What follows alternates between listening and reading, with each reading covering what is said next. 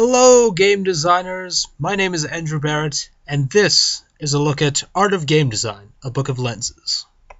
Art of Game Design is a book created by this guy, Jesse Schell, who is a current professor in game design at Carnegie Mellon University. The main techniques Schell uses in order to flesh out his processes in game design are the titular lenses. The lenses are a question that a designer should ask themselves about their game from the many different perspectives that they can look at it from. The action, the humor, the competition, the balance, any number of different things. Now, what's the point of all these questions the lenses are asking?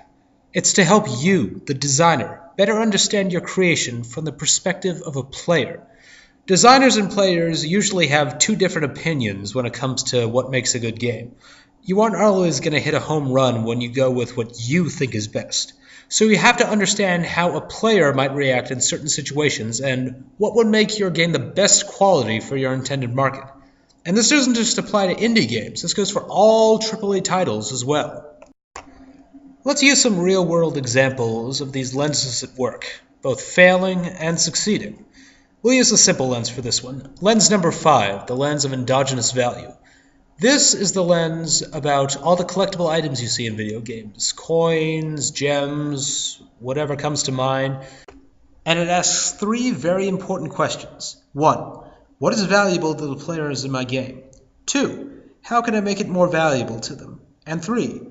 What is the relationship between value in the game and the player's motivations? These are basically all the essential questions you need to ask in order for the collectibles to function as they should. Now, there are real-world examples of this lens failing and this lens succeeding. Bubsy is a good example of a game that has collectibles with no endogenous value whatsoever. In each level of the game, there are balls of yarn strewn about, and you are expected to collect them. They won't give you health, they won't give you an alternate ending, they're just there for you to collect, and each level will show you how much stuff you've collected. That's it. Now, the designers aren't keeping Lens 5 in mind if this is all they want to do with their collectibles. Players aren't just going to wander through every single corner of a level to collect a meaningless item. They need to have some specific value that will benefit them in the end. Now, this is where a game like Sonic 2 succeeds in this field. In Sonic 2, instead of the useless yarn balls like Bubsy, you have to collect rings, which represent your health. Each ring you collect means that you have more of a chance of surviving a hit by an enemy. Now, once you collect 100 of these rings, you get an extra life. So, players are motivated more and more to collect these rings to get through some of the harder stages of this game. This is how a game is supposed to do endogenous values.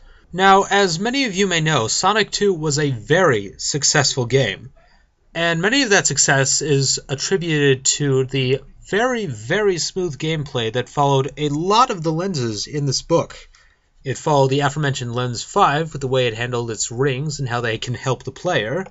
It uses the lens of time to keep players speeding through the game and always have them paying attention to what's on the screen.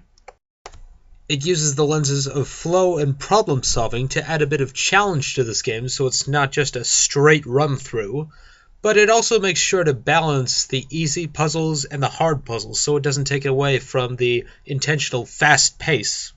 And probably one of the most important lenses in this game is the lens of surprise. In this game, you're moving like 100 miles an hour most of the time, and so you can't always see what's directly in front of you.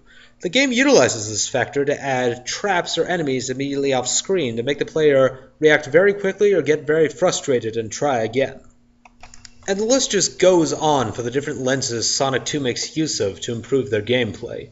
And it's not just Sonic 2 that uses these lenses. While I read this book, I observed several different games from both the classic era and the modern era that utilize these very same lenses to improve their gameplay.